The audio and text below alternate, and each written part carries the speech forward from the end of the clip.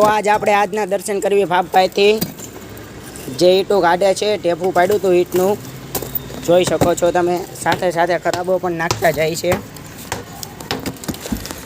હું પણ ઈંટું લઈને સાઈડમાં નાખું. આ છે આપણા તુલસીભાઈ જે સવારના ઊંધો હથોડો રાખીને ઈંટું કાઢે છે. હવારના ઊંધો હથોડો રાખીને ઘડીક સીધો રાખે મથે હવારના દિવાલનો ખૂણો કાઢે, હજી નહીં નીકળો એમનીથી.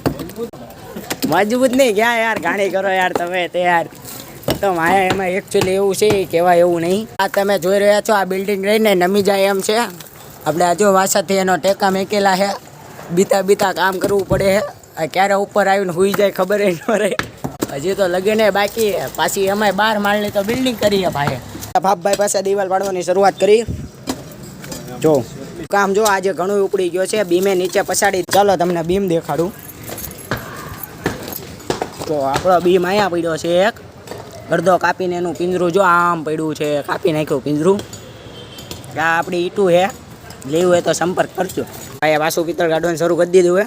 જો આપણે આ ભાપભાઈ ઉચકાવે છે ઢેફું. જો નિરાતે જો કેવી મસ્ત સરસ મજાની તળ પડી. જો આપણે શાંતિથી વિડીયો જોવાનું, શાંતિથી, આપણે બહુ ઉતાવળ નહીં કરવાની.